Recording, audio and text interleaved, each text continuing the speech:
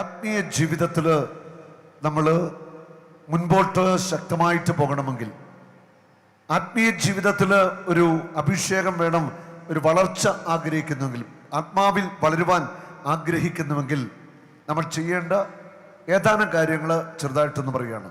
അതിലേറ്റവും പ്രധാനപ്പെട്ട ഒരു കാര്യമാണ് വ്യക്തിപരമായിട്ട് നമ്മൾ പ്രാർത്ഥിക്കുക. ദൈവസന്നിധിയിൽ എല്ലാ ദിവസവും വ്യക്തിപരമായിട്ട് നമ്മൾ പ്രാർത്ഥിക്കണം. അത് നമുക്ക് എത്രമാത്രം സമയം കിട്ടുമോ, ഞാൻ അങ്ങനെയാണ് പറയുന്നത്, ഇഷ്ടം പോലെ സമയം കിട്ടുന്നവർ ഇഷ്ടം പോലെ സമയം എടുത്ത് പ്രാർത്ഥിക്കുക. ഒരു ദിവസം അരമണിക്കൂറോ 1 മണിക്കൂറോ അതിൽ കൂടുതൽ കിട്ടുന്നുണ്ട്, അങ്ങനെയൊക്കെ പ്രാർത്ഥിച്ചുകൊള്ളുക. അവരെ കൂട്ടായ്മ പ്രാർത്ഥനകളൊക്കെ നമ്മൾ കൂടുതലായിട്ട് പങ്കെടുക്കാം.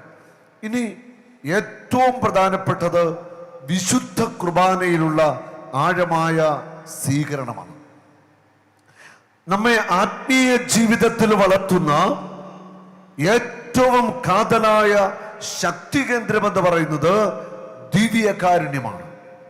ആ ദിവ്യകാരുണ്യ ഈശോയിൽ കേന്ദ്രീകരിക്കപ്പെട്ട ഒരു ആത്മീയ ജീവിതമാണ് നമുക്കെല്ലാവർക്കും ഉണ്ടാവേണ്ടത്. ദിവ്യകാരുണ്യ ഈശോ എന്ന് പറയുമ്പോൾ നമ്മുടെ ഹൃദയം സ്നേഹം കൊണ്ട് തുടിക്കുന്ന ഒരനുഭവം നമുക്കുണ്ടാവണം. യോഹന്നാന്റെ സുവിശേഷം 6-ാം അധ്യായം മുഴുവൻ തന്നെ വിശുദ്ധ കുർബാനയെ കുറിച്ച് യേശു പഠിപ്പിക്കുക. യോഹന്നാന്റെ സുവിശേഷം 6-ാം അധ്യായത്തില് 53-ാമത്തെ വചനം ഇങ്ങനെയാണ് പറയുന്നത്: നിങ്ങൾ മനുഷ്യപുത്രന്റെ ശരീരം ഭക്ഷിക്കുകയും അവന്റെ രക്തം പാനം ചെയ്യുകയും ചെയ്തില്ല എങ്കിൽ നിങ്ങൾക്ക് ജീവൻ ഉണ്ടായിരിക്കത്തില്ല. നിങ്ങൾ മനുഷ്യപുത്രന്റെ ശരീരം ഭക്ഷിക്കണം, അവന്റെ രക്തം പാനം ചെയ്യണം, ഇല്ലെങ്കിൽ നിങ്ങൾക്ക് ജീവൻ ഉണ്ടായിരിക്കത്തില്ല. ആ ജീവൻ ദൈവത്തിന്റെ ജീവനാണ്. ദൈവിക ജീവൻ നമുക്ക് ലഭിക്കണമെങ്കിൽ നമ്മൾ യേശുവിന്റെ ശരീര രക്തങ്ങള് ഭക്ഷിക്കണം, പാനം ചെയ്യണം. ഹല്ലേലൂയ! എല്ലാവരും ചേർന്ന് ഹല്ലേലൂയ, ഹല്ലേലൂയ. യേശുവേ നന്ദി. യേശുവിന്റെ ശരീര രക്തങ്ങള് എത്രമാത്രം യോഗ്യതയില്, എത്രമാത്രം വിശുദ്ധിയിൽ സ്വീകരിക്കാൻ സാധിക്കുമോ അങ്ങനെ നമ്മൾ സ്വീകരിക്കാനായിട്ട് നമ്മുടെ മനസ്സിനെ ഒരുക്കേണ്ടിയിരിക്കുന്നു. അന്ത്യ അത്താഴ സമയത്ത് യൂദാസ് അപ്പം സ്വീകരിച്ചു. യൂദാസ് അപ്പം സ്വീകരിച്ചു, സാത്താൻ അവനിൽ പ്രവേശിച്ചു എന്നാ പറയുന്നത്. യോഗ്യതയില്ലാതെ വിശുദ്ധ കുർബാന സ്വീകരിക്കുന്നവർ ഓർക്കുക, യേശുവിന്റെ ജീവനോ യേശുവിന്റെ സാന്നിധ്യമോ നമ്മിലേക്ക് വരത്തില്ല. ഞങ്ങൾ സ്വീകരിക്കുന്ന ആ ദിവ്യകാരുണ്യം വെറും അപ്പകഷമായിട്ട് മാറുകയാണ്. സാത്താൻ നിങ്ങളുടെ ഉള്ളിലേക്ക് പ്രവേശിക്കുവാൻ ഇടയാവുകയാണ്. തലേ ദിവസവും മദ്യപിക്കും, ജഡിക പാപങ്ങൾ ചെയ്യും, പണം ബ്ലേഡിന് കൊടുക്കും, വൈദികരെ ചീത്ത വിളിക്കും, കുറ്റം പറയും, വിമർശിക്കും, ഇതൊക്കെ ചെയ്യും. പ്രഭാതത്തില് കുർബാനയ്ക്ക് മുൻപിൽ തന്നെ നിൽക്കുന്ന ചില വ്യക്തികള് ഒരു പ്രയാസമില്ല, വന്ന് കുർബാന സ്വീകരിക്കുക. വീണ്ടും വീണ്ടും പിശാചിന്റെ സ്വാധീനം ഇവരിലേക്ക് വർദ്ധിച്ചുകൊണ്ടിരിക്കും. ആഴമായ അനുതാപമില്ല, ദൈവസന്നിധിയിൽ പശ്ചാത്തപിക്കുന്നില്ല, പാപം ആവർത്തിച്ച് ചെയ്തുകൊണ്ട് വീണ്ടും വീണ്ടും ദിവ്യകാരുണ്യം സ്വീകരിച്ച് ആത്മനാശത്തിലേക്ക് അനേക മക്കൾ പോയിക്കൊണ്ടിരിക്കുകയാണ്. വലിയ നോയമ്പ് സമയത്ത് USA ഒരു ധ്യാനം നടക്കുന്ന അവസരത്തിൽ ഒരു വ്യക്തി, നല്ല വിദ്യാഭ്യാസമുള്ള വ്യക്തിയാണ്, നല്ല ഫാമിലി, അദ്ദേഹത്തിൻ്റെ പിതാവ് ഒരു കോളേജിൻ്റെ പ്രിൻസിപ്പളായിരുന്നു, നല്ല ഒരു വ്യക്തിയാണ് ഒറ്റ നോട്ടത്തിൽ. ആ വ്യക്തി എൻ്റെ അടുക്ക പ്രാർത്ഥിക്കാൻ വന്നു. അദ്ദേഹത്തിൻ്റെ റൈറ്റ് സൈഡിലെ ഇടുപ്പല്ലുകൾ തേഞ്ഞു പോകുന്നു. ഓപ്പറേഷൻ പറഞ്ഞിരിക്കുകയാണ്. ഇടുപ്പല്ല് തേഞ്ഞു പോകുന്ന ആ വ്യക്തി ആ ധ്യാന ദിവസങ്ങളിൽ, താമസമുള്ള ധ്യാനമാണ്, ദൈവാത്മാവിന്റെ സ്പർശനമുണ്ടായി, നന്നായിട്ട് കുമ്പസാരിച്ചു. അതിനുശേഷം എൻ്റെ അടുക്ക പ്രാർത്ഥിക്കാൻ വന്നപ്പോൾ എന്നോട് ആ വ്യക്തി പറഞ്ഞതാണ്: ഞാൻ കുമ്പസാരിച്ചിട്ട് 30 വർഷമായി. വിവാഹത്തിന്റെ അന്ന് എന്റെ കുമ്പസാരം കള്ളക്കുമ്പസാരമായിരുന്നു. വിവാഹത്തിന്റെ ദിവസം കള്ളക്കുമ്പസാരം, അതിനു മുമ്പ് കള്ളക്കുമ്പസാരം നടത്തിയിട്ടാണ് വിവാഹ ദിവസം വിവാഹം കഴിച്ച് വിശ്വകുർബാന സ്വീകരിച്ചത്. അതിനുശേഷം വളരെ അപൂർവ സംഭവ കുമ്പസാരം, കുമ്പസാരിക്കാറേ ഇല്ല, വിശ്വകുർബാനയൊക്കെ സ്വീകരിക്കും, അങ്ങനെ ജീവിച്ചു. ഇപ്പൊ ഇടുപ്പലൊക്കെ തേഞ്ഞു, വല്ലാത്തൊരവസ്ഥയിലാണ്, നടക്കാൻ വയ്യ, ഓപ്പറേഷൻ പറഞ്ഞിരിക്കുകയാണ്. നല്ലതായിട്ട് കുമ്പസാരിച്ചൊരു ഞാൻ എടുക്കുന്നത്, ഞാൻ യേശുവിന്റെ നാമത്തിൽ പ്രാർത്ഥിച്ചു. ആ നിമിഷം തന്നെ കർത്താവ് ആ കാല് വലിച്ചു കിടന്ന മനുഷ്യൻ്റെ ഇടുപ്പല്ലുകളെ കർത്താവ് ശരിയാക്കുക, വലിച്ചു കുടഞ്ഞു, ഇരുന്നു, എണീറ്റു, ഞാൻ ഹാളിക്കൂടെ ഓടിപ്പിച്ചു. അപ്പോൾ തന്നെ ആ മനുഷ്യൻ സൗഖ്യം പ്രാപിച്ചു. Hallelujah, hallelujah, hallelujah. 1 കൊരിന്തോസ് 11-ാം അധ്യായത്തിന്റെ 27-ാമത്തെ വചനം പറയുന്നു, 27 വചനങ്ങൾ. തന്മൂലം ആരെങ്കിലും അയോഗ്യതയോടെ കർത്താവിന്റെ അപ്പം ഭക്ഷിച്ചാൽ, അവന്റെ പാത്രത്തിൽ നിന്ന് പാനം ചെയ്താൽ, അവൻ കർത്താവിന്റെ ശരീരത്തിനും രക്തത്തിനുമെതിരെ തെറ്റ് ചെയ്യുന്നു. ആരെങ്കിലും യോഗ്യതയില്ലാതെ കർത്താവിന്റെ തിരുശരീര രക്തങ്ങൾ സ്വീകരിച്ചാൽ ആ വ്യക്തി കർത്താവിന്റെ ശരീരത്തിനും രക്തത്തിനുമെതിരായിട്ട് തെറ്റ് ചെയ്യുന്നു. അതുകൊണ്ട് ആത്മശോധന ചെയ്തതിനു ശേഷം ഈ അപ്പം ഭക്ഷിക്കുകയും പാത്രത്തിൽ നിന്ന് പാനം ചെയ്യുകയും ചെയ്യട്ടെ. ഹല്ലേലൂയ. യേശുവിന്റെ ശരീര രക്തങ്ങള് വിശുദ്ധ കുർബാനയിൽ സ്വീകരിക്കാനായിട്ട് ഒരുങ്ങുന്ന വ്യക്തികൾ ഹൃദയം നന്നായിട്ടൊരുക്കണം. ഏതെങ്കിലും ഗൗരവമുള്ള പാപങ്ങൾ ചെയ്തിട്ടുണ്ടെങ്കിൽ നന്നായിട്ട് കുമ്പസാരിച്ചൊരുങ്ങി അനുതപിച്ച് മാത്രമേ വിശുദ്ധ കുർബാന സ്വീകരിക്കുവാനായിട്ട് പാടുള്ളൂ. ഇല്ലെങ്കിൽ യൂദാസിനെ പറ്റിയ അതേ അപകടം തന്നെ സംഭവിക്കും. സാത്താൻ അവരുടെ ഉള്ളിൽ പ്രവേശിച്ചു. തന്മൂലം അവർക്ക് സംഭവിച്ച അപകടത്തെക്കുറിച്ച് കൊരിന്തോസ് ലേഖനത്തിൽ അതിന്റെ ബാക്കി വചനങ്ങൾ പറയുന്നുണ്ട്.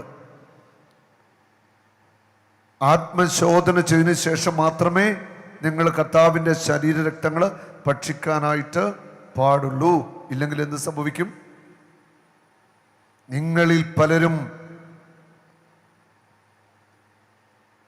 എന്തുകൊണ്ടെന്നാൽ ശരീരത്തെ വിവേചിച്ചറിയാതെ ഭക്ഷിക്കുകയും പാനം ചെയ്യുകയും ചെയ്തവൻ തൻ്റെ തന്നെ ശിക്ഷാവിധിയാണ് ഭക്ഷിക്കുന്നതും പാനം ചെയ്യുന്നതും.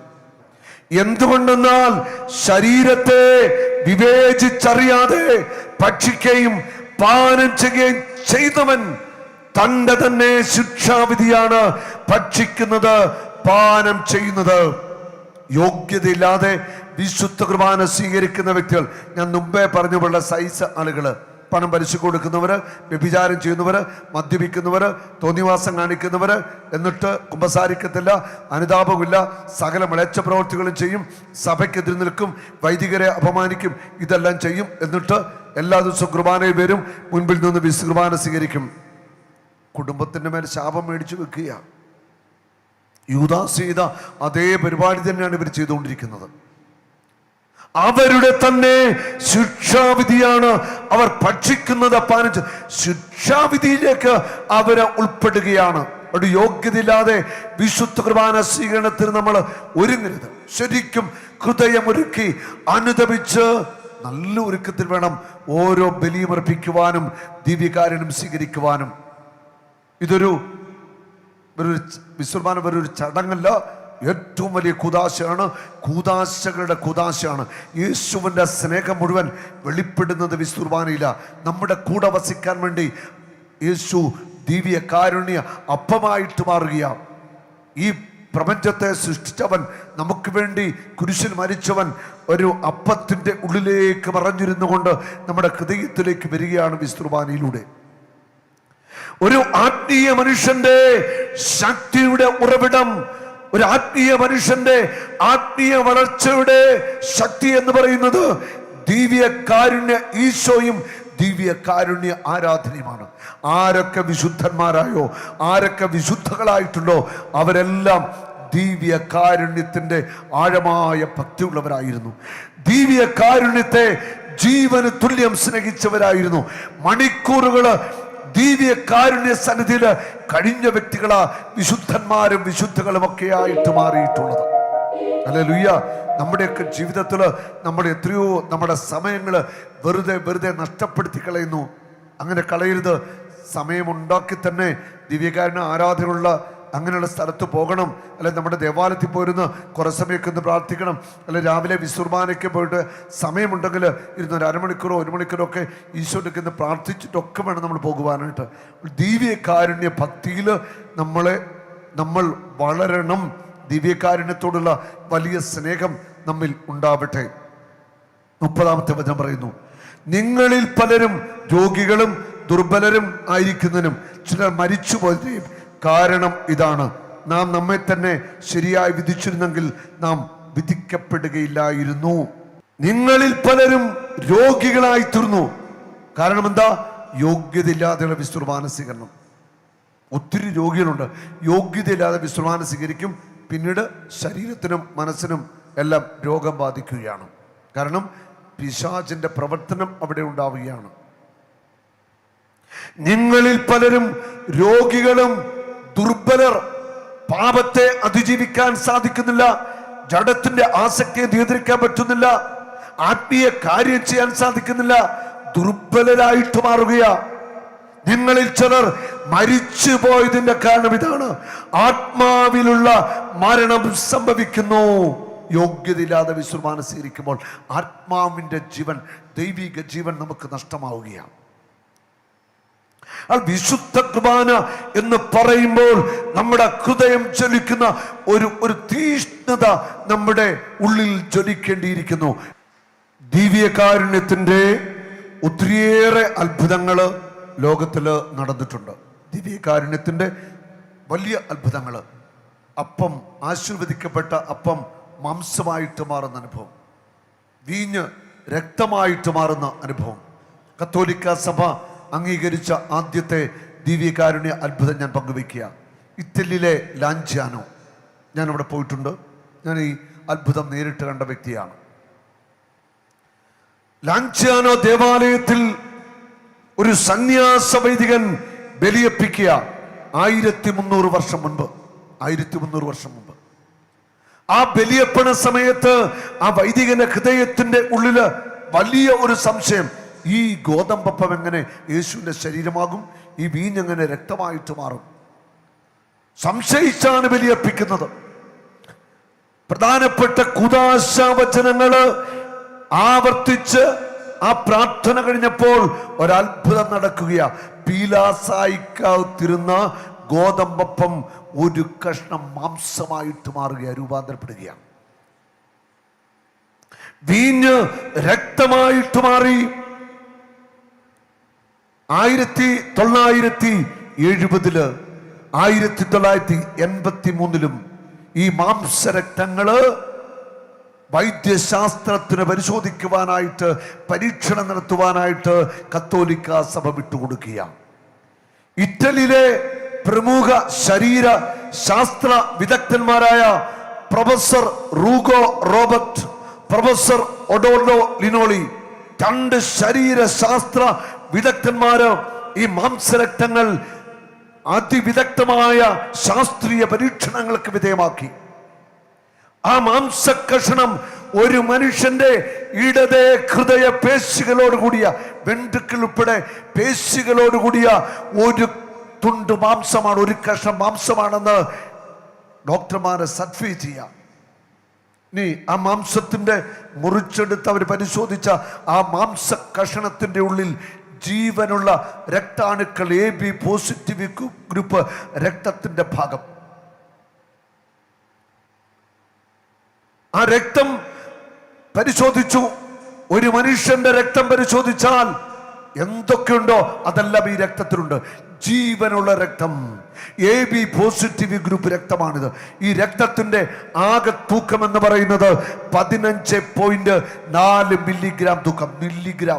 15.4 മില്ലിഗ്രാം തൂക്കമേ ഈ രക്തത്തിനുള്ളൂ. ഈ രക്തം 5 രക്തഗോളങ്ങളായിട്ട്, ചെറിയ രക്തഗോളങ്ങളായിട്ട് കട്ടപിടിച്ചിരിക്കുകയാണ്. പരിശോധനയിൽ അത് യഥാർത്ഥ മനുഷ്യ രക്തമാണെന്ന് വൈദ്യശാസ്ത്രം തെളിയിക്കുന്നത്. ഇനി വലിയൊരു അത്ഭുതം കൂടി അവിടെ സംഭവിക്കുകയാണ്. ഈ രക്തത്തിന്റെ ആകെ തൂക്കം 15.4 മില്ലിഗ്രാം. പക്ഷേ ഓരോ രക്തഗോളങ്ങളും എടുത്ത് അതിൻ്റെ തൂക്കം നോക്കുമ്പോൾ ഓരോ രക്തഗോളവും 15.4 മില്ലിഗ്രാം. ഓരോന്നും 15.4 മില്ലിഗ്രാം. ഒന്നിച്ചു വെച്ചാലും 15.4 മില്ലിഗ്രാം.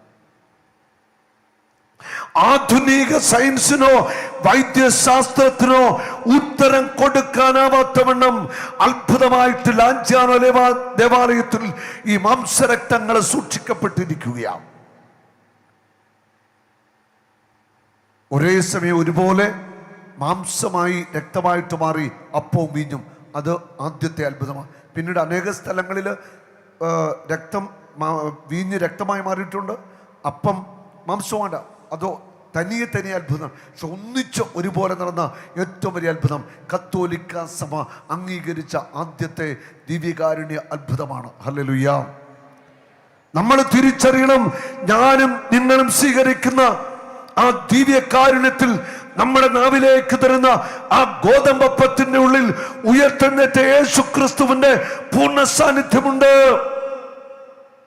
നമ്മുടെ ജീവന്റെ ആത്മാവിന്റെ ശരീരത്തിന്റെ ഭാഗമായിട്ട് മാറുവാൻ വേണ്ടി അവൻ അപ്പത്തിലേക്ക് വരികയാ, അവൻ അപ്പമായിട്ട് മാറുകയാ. ഹല്ലേലൂയ.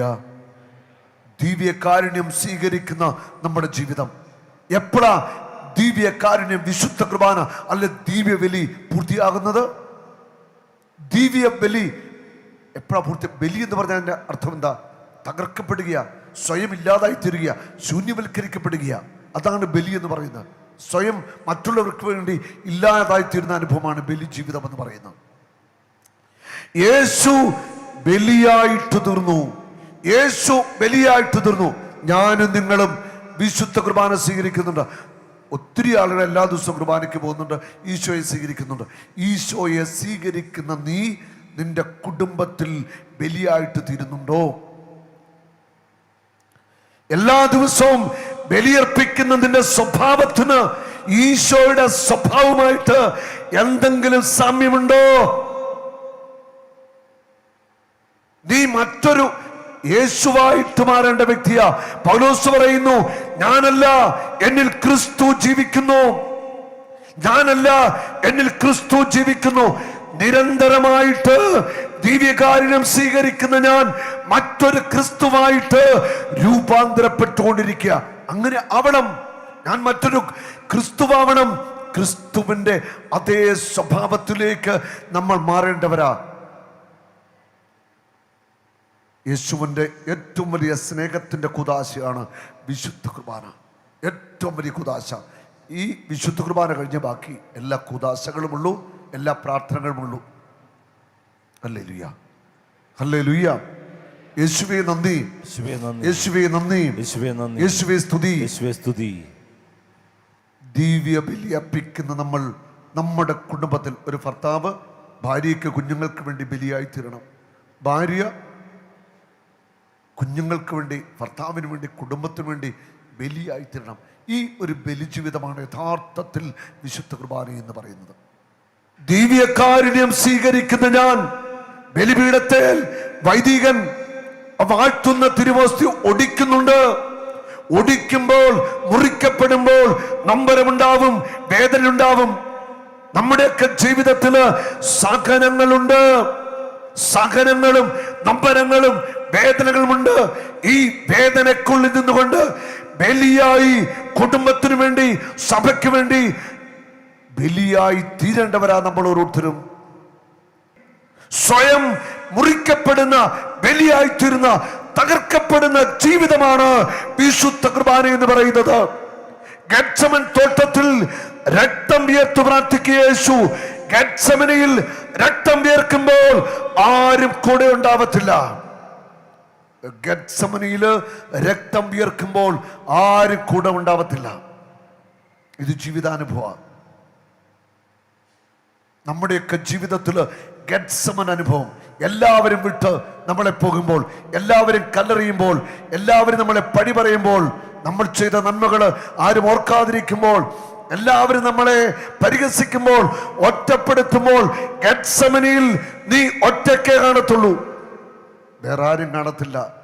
നീ രക്തം വിയർക്കുന്നതും നീ ചങ്കുപൊട്ടി കരയുന്നതും കാണുവാനായിട്ട് നിന്റെ കൂടെയുള്ളവരാരും കാണത്തില്ല. പക്ഷേ നിന്റെ ഉള്ളിൽ വസിക്കുന്ന ദിവ്യക്കാരുടെ ഈശോ മാത്രം അപ്പോഴും കൂടെ ഉണ്ടായിരിക്കും.